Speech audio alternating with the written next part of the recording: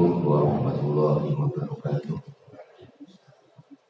Bismillahirrahmanirrahim. Alhamdulillah wa sayyidina wa maulana Muhammadin wa ala alihi wa sahbihi wa tabi'in.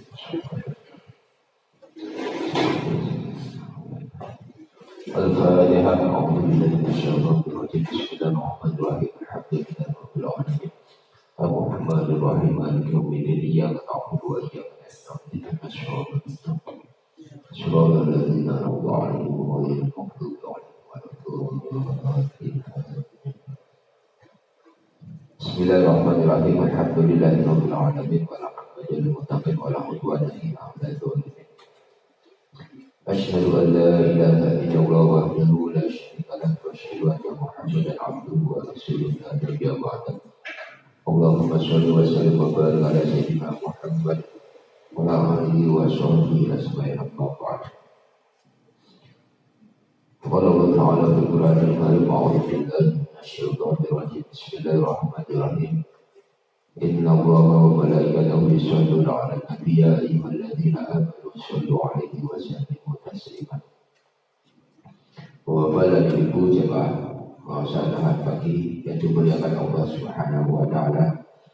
Alhamdulillah kita panjatkan kepada Allah Subhanahu wa taala atas segala nikmat yang Allah berikan kepada kita, baik nikmat kesehatan, nikmat keselamatan, keamanan, dan tetapnya iman dan Islam. Mudah-mudahan Allah selalu menjaga dan melindungi kita semuanya, dan mudah-mudahan Allah selalu melimpahkan rahmat dan juga membantu kita, menolong kita di dalam mewujudkan kebaikan-kebaikan dan ibadah kita. Allahumma amin. Salawat dan salam kita sampaikan kepada junjungan Nabi besar Muhammad sallallahu alaihi wasallam. Mudah-mudahan kita semua termasuk umat Nabi Muhammad yang mendapatkan syafaatnya di yaumil qiyamah. Allahumma amin. Bapak dan Ibu yang Allah hormati, pada pagi ini saya ingin menjelaskan pasal tentang al-isti'anatu. Sekarang ini bab menjelaskan tentang al-isti'anah.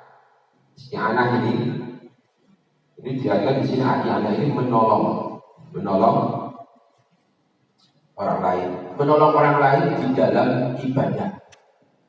Ada ibadah-ibadah itu yang bisa ditolong oleh orang lain, ada yang tidak bisa ditolong orang lain. Ya, misalkan kasusnya sholat itu betul sakit, tak bisa aku ditolongi, aku main sholat di awak orang Islam. Penyakit hukuman dulu disolatkan, sholatnya malah meninggal. Itu betul sakit. Tapi ada juga ibadah yang itu bisa dibantu oleh orang lain, diwakilkan. Saat kasus haji itu bisa ada diwakilkan badan haji waktu itu, atau dengan bayar zakat karena tidak bisa menyerahkan langsung ke fakir miskin atau tidak bisa menyerahkan langsung kepada panitia misalnya, maka jangan kemudian meminta tolong sama orang lain, nanti itu sangat diwakilkan. Yang penting kita sudah lihat terlebih dahulu. Isti'anah arba'u fisolin, menolong orang lain itu ada empat keadaan. Untuk empat keadaan. Mubahatun ini menolong yang sifatnya mubah. Mubah itu diperbolehkan. Diperbolehkan itu berarti tidak ada tuntutan dosa, teman-teman. Maksudnya mubah boleh-boleh saja. Dosa gitu, itu ganjaran bukan apa-apa. Jangan aku jalur tolong kita. Tapi kalau misalkan itu perkara mubah itu diniati niat sing apik tenan, niati ibadah atau lumari liyane itu malah bisa jadi ibadah. Walaupun itu perkara mubah. Ya seperti perkara mubah yang lain. Kita tidur itu mubah hukum asalnya. Makan itu hukum asalnya mubah. Dengan mandi yang mubah kalau misalnya itu bukan mandi wajib. Nah perkara mubah itu makan, tidur, dilakoni monggo, boten dilakoni boten apa-apa. Dengan ajeng dahar monggo, boten dahar boten apa-apa. Hukum itu muncul kalau misalkan kita diharuskan makan atau kita tidak diperbolehkan makan. Contoh diharuskan makan itu misalkan panjenengan lapar sekali sampai hampir mau lepas kayak lepas roh mau meninggal dunia sampai kelaparan. Ini juga nolak aku mau padam loh. Ini berarti menyakiti itu tubuh. Maka dalam kondisi demikian itu makan menjadi wajib. Apalagi kalau makannya halal itu wajib. Oh, makanan haram saja di tengah hutan kalau itu nggak ada makanan yang lain, kelaparan hampir mau meninggal dunia, dilalah orang ini barang haram. Nonton daging ulo, daging macan, apa-apa. Nah itu makan nanti boleh, bahkan itu hukumnya wajib makan daging tersebut, meskipun itu haram. Ini dalam kondisi darurat. Karena menjaga nyawa, menjaga roh itu lebih harus didahulukan. Quran mengatakan famanul roho yobagin alin wala ismail. Kalau orang itu kepepet, tapi dia yang penting dia tidak punya keinginan untuk makan itu sebenarnya, bukan kondisi kepepet dan tidak berlebih-lebihan, maka tidak dosa baginya. Itu misalnya dia kepengen lagi makan daging macan malam itu, terus dia merasa jebule yo enak tenan ya. Menikmati betul, dia dosa nih meskipun kondisi darurat. Maka ketika makannya itu tidak dengan menikmati atau berlebihan, makannya berkah banget, juga tidak boleh. Atau dia menyisakan, wah sisa ya, agak sore ya. Itu tidak boleh. Karena kondisi darurat itu yang dipakai saat itu juga secukupnya. Ini kondisi yang mewajibkan makan. Ada kondisi yang tidak memperbolehkan makan dan ini bahkan bisa jadi haram hukumnya. Ketika kita itu sudah kenyang sekali, kebuang begini, kenyang banget, masih madam terus, madam sampai muntah-muntah. Nah itu maknanya jadi dosa. Bukan karena zat yang dimakan, tapi karena dia makan yang berlebihan sampai dia muntah-muntah. Jadi aslinya perkara mubah, iso jadi wajib, iso jadi haram. Nek pengen jadi sunah, pengen ibadah ya panjenengan diniati. Aku niat makan tujuannya ben kuat ibadah.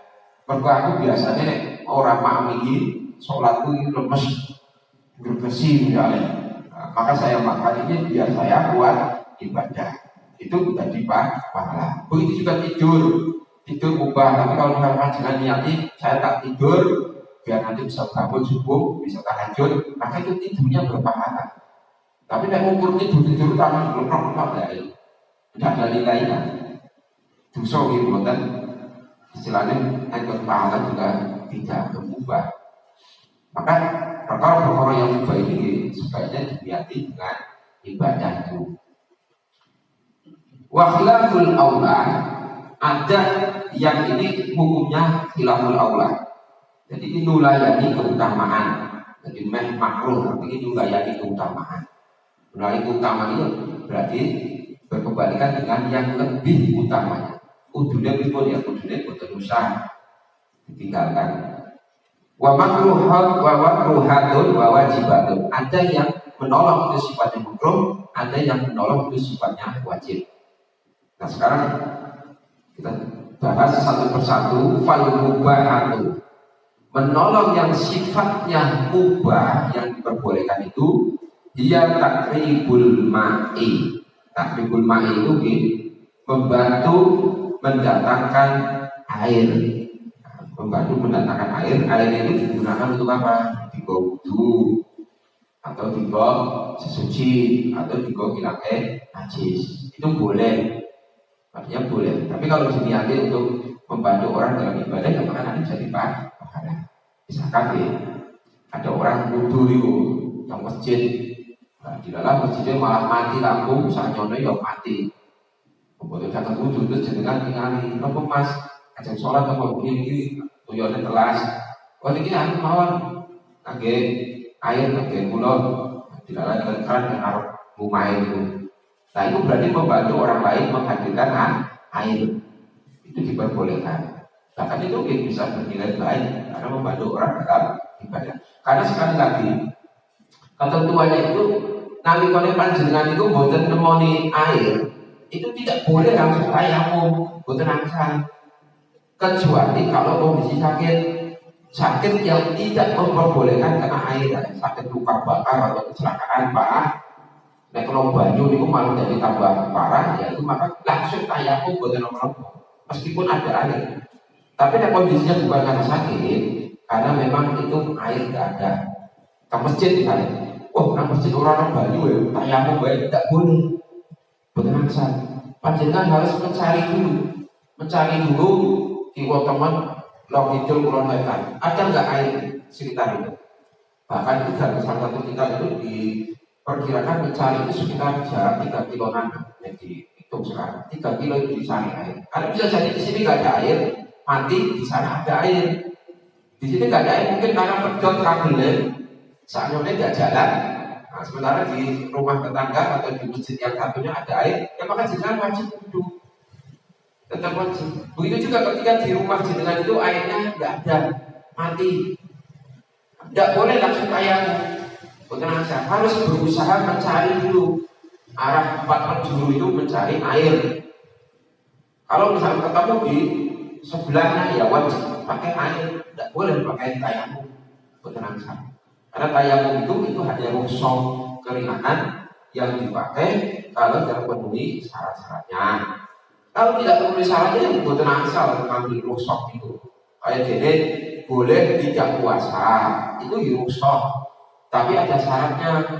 Syaratnya dia musafir, sakit, atau dalam kondisi sedang hamil atau menyusui. Nah kalau dalam kondisi biasa ya tidak boleh. Musafir saja.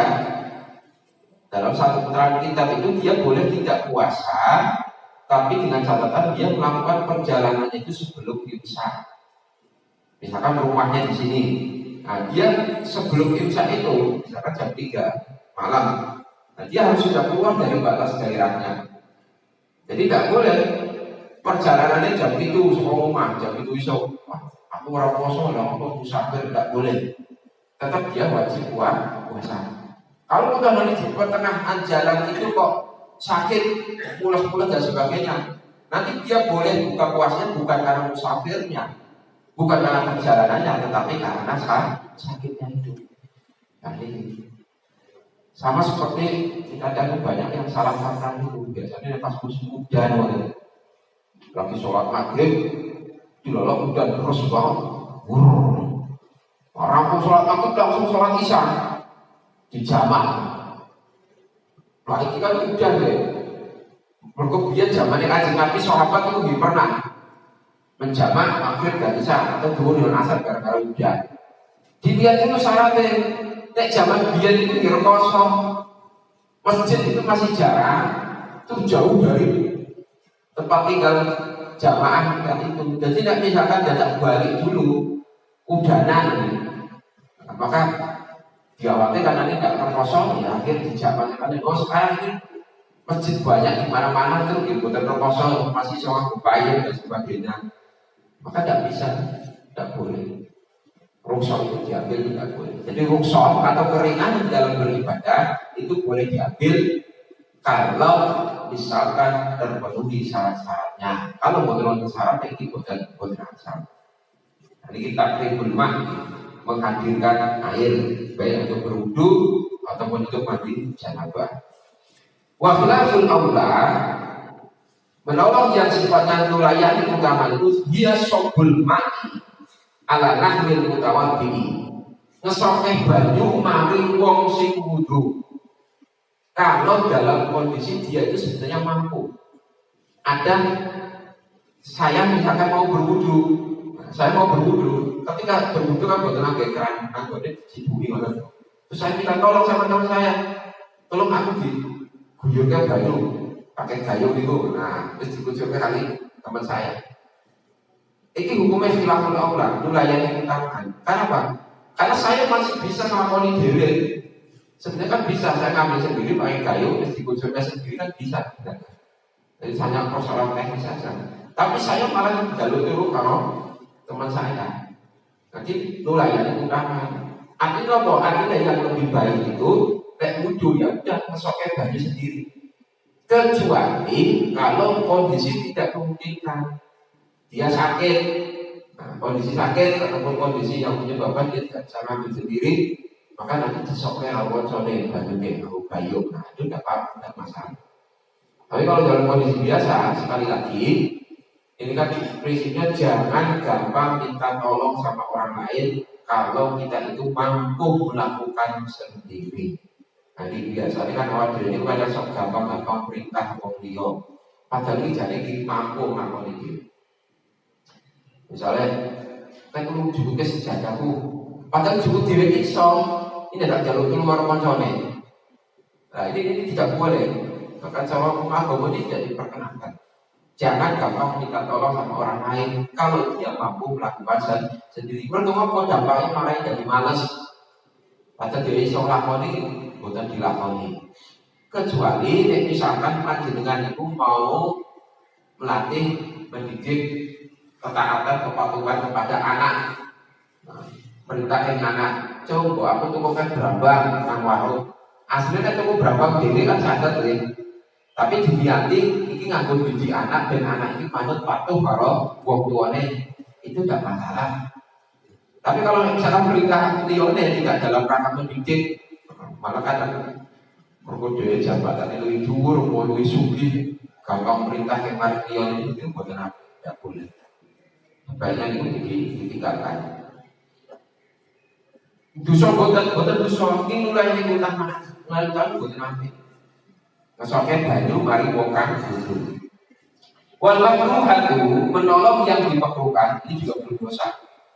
Cuma makruh saja, makruh ini berarti kan sebaiknya ditinggalkan. Dia lima yaksilu aqdo'ahu. Jadi sing makruh ini.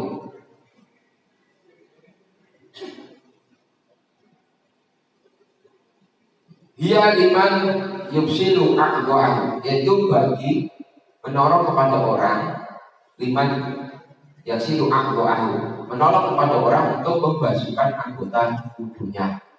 Nah kalau tadi kan mengesoknya banyak toh, khilaful aula. Nah ini buatan, ini nolongi orang mengesoki barang. Mau padahal dia sehat, wudhunya di baru dikosoki. Wudhunya sah buatan, sah wudhunya. Tetapi ini tidak baik. Kecuali kalau kasusnya sakit. Ada orang sakit, bukan sakit kemerokok, cuma kamar tempat tidur, dia kan masih punya kewajiban sholat. Nah, terus dibantu diwudhui, wudhu. Nah, kosong-kosong itu bukan apa-apa. Tapi kalau dalam kondisi biasa, kondisi sehat, ya itu maka makruh hukumnya membantu membasuh anggota wudhunya orang yang sedang berwudhu. Wal wajibatu, nah ini sifatnya wajib. Membantu orang lain dalam ibadah sifatnya wajib. Berarti nek mboten dilakukan dosa. Dia lil maridi, membantu kepada orang yang sakit. Dalam ajizi kalau orang tersebut tidak mampu. Ya kasus mau dulu sakit di tempat itu, mana sakit awal-awal, dia mau sholat. Hukumnya wajib bagi yang sehat itu untuk membantu mewudukannya, dibantu diwudukan, dikosong-kosongin, itu hukumnya wajib. Ini ya, wudhu ini ya cuma diberujung malah nanti terus kabeh kasure. Bisa mawon kan, bisa. Fayajibu al-i'anatu 'alal ajizi walau bi ujratin, wajib hukumnya membantu atau menolong orang yang tidak mampu dalam ibadah terutama, walau bi ujratin, meskipun harus bayar nganggo upah. Nah, misalkan keluarganya minta tolong sama orang lain kemudian diupah, ini tugasmu untuk menjaga bapak saya karena saya nggak bisa jaga, saya nggak punya pegawai dan sebagainya, nanti tolong kalau setiap waktu sholat bapak saya tolong diwudukan biar bisa sholat. Nah, ini hukumnya wajib. Infadul amma yu'tabaru fi zakatul fitri wa idza sulliya wa idza shalla bil tayammum. Kalau dia itu mampu minta tolong sama orang lain, tur wonten sing purun nulungi, maka dia tetap wajib wudu. Tetapi kalau tidak ada yang mau nulungi, tur dia gak punya uang untuk membayar wong sing nulungi, maka nanti dia sholatnya sholat bin tayammum, sholat dengan tayammum. Sholatnya dengan tayammum. Nah, kondisinya kan tempat tidur, tayamum pripun Pak? Nah, ini jadi tayamum boten memenuhi syarat. Si jenenge tayamum niku nek cara Syafi'i itu harus menggunakan debu yang betul-betul nempel di bawah di tanah itu. Jadi boten asal debu yang dikocok atau di pintu di tembok. Nah, sih biasanya mau sholat di kendaraan atau sholat di pesawat, usap-usap kursi atau usap kocok pesawat itu boten sah. Nek manut pada biasa Syafi'i karena mengharuskan tayamum itu pakai debu yang ada di tanah nempel langsung dan itu juga harus suci. Nah kalau misalkan tidak memungkinkan seperti itu, maka nanti pilihannya dia bisa bertayamum dengan menggunakan mazhab yang lain. Kalau mazhab yang lain, kalau mazhab Hanafi itu memperbolehkan debu-debu yang dikaca di tembok itu langsung. Tapi dia juga harus tahu hukum yang ada di mazhab Hanafi tadi. Kalau misalkan dia tidak pindah mazhab, tetap ikuti mazhabnya Syafi'i, berarti dia nanti sholatnya itu namanya faqidut tahuren. Sholat sing boten nganggo wudu tur boten ngangge tayamum. Sholatnya tetap sholat. Nah, ini pripun dia sholat seperti biasa, walaupun tidak wudu dan tidak tayamum, tetap dia sholat. Kondisinya darurat, sing nulungi mewudukan tidak ada, jarum kurung wong tidak ada yang mau, tayamum tidak memenuhi syarat, itu sudah sholat saja.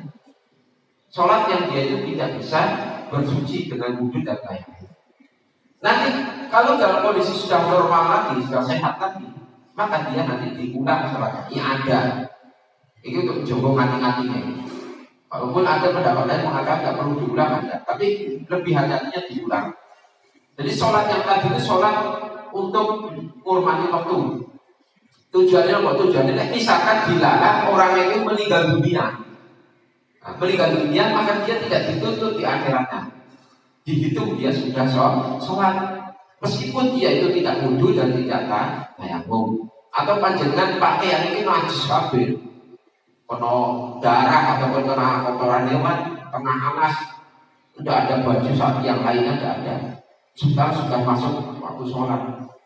Ya udah sholat, wudu. Kalau ada air, kalau nggak ada tayamum, nanti sholatnya tidak memenuhi syarat. Itu sholatnya dihormatil waktu. Karena kondisinya darurat. Nanti kalau sudah kondisi normal kembali, maka nanti sebaiknya diulang lagi. Ada sholat yang tadi itu menghormati waktu. Karena apa? Karena untuk menjaga. Kalau dia di tengah hutan, kemudian dia meninggal dunia, maka dia tidak punya hutan sholat. Kalau dia masih di pagi hidup, keluar dari hutan dalam kondisi normal lagi, maka dia nanti dianjurkan untuk iadah atau balik di sholatnya. Bismillahirrahmanirrahim. Nah, wa ila sholat bintayamumi wa ada di sini. Kalau di sini, maka dia sholat dengan tayamum wa ada dan kemudian dia mengulangi sholatnya. Menurut keterangan di sini. Keterangan yang lain dia mengatakan tidak perlu diulangi. Ini hati-hati dibalik di. Wa misluhu wa lam yaqdir 'ala al-qiyami fi sholati illa bi mu'inin wa baqiyan minal i'anati syai'ani sunnatun ya i'anatul munfarid an shaf. Jadi sama kasusnya seperti orang itu dia sholat itu kan wajib berdiri. Nah, dia itu pengennya sholat kalau mandek, tetapi dia nggak kuat berdiri. Ada jalan tolong lione, jalan tolong kan nyakali. Aku sholat aku dicekali ya, aku kan sholatnya kalau ngadep. Nah, ini termasuk juga membantu orang lain di dalam ibadah. Ini terlalu menyusahkan diri dari itu. Karena sebenarnya hukum Islam sudah memberi keringanan. Nek boten saged ngadep bisa sholat sambil duduk. Tapi dicoba dulu berdiri dulu.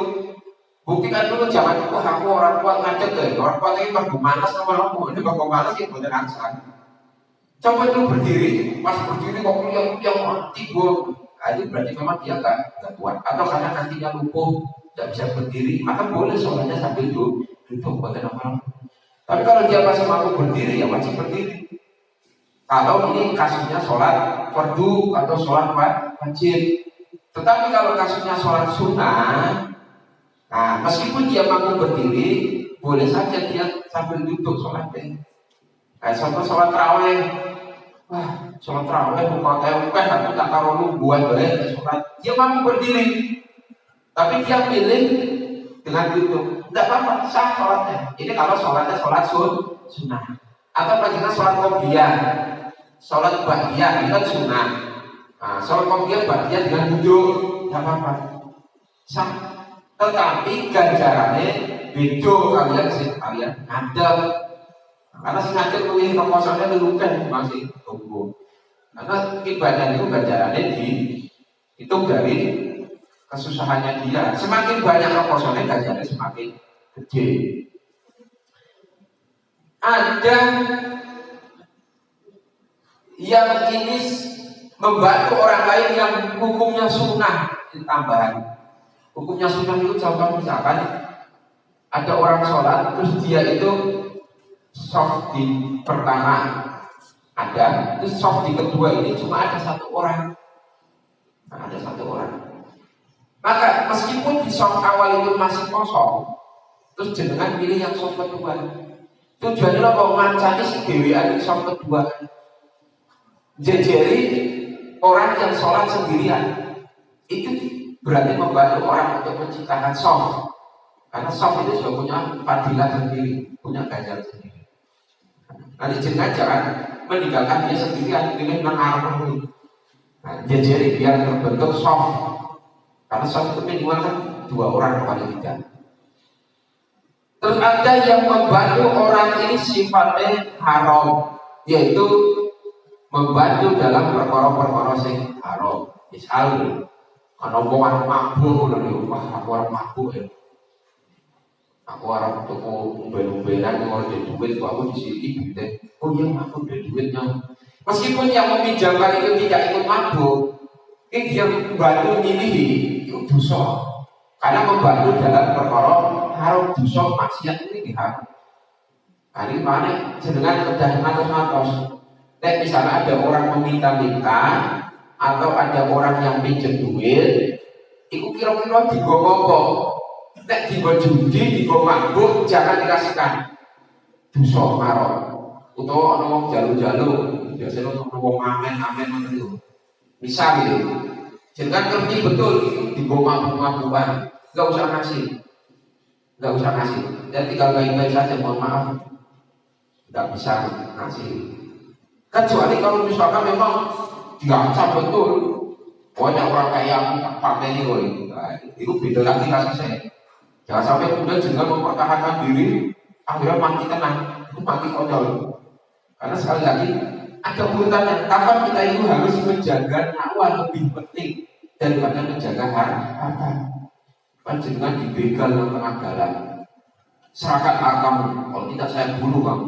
Wujudkan kalimat harta kita itu harus dijaga betul. Kalau mempertahankan diri, akhirnya mati tenang. Itu berarti kan mati konyol tenang. Dipilih mana yang lebih penting? Yang lebih penting itu adalah hifdzun nafas tadi, menjaga nyawa.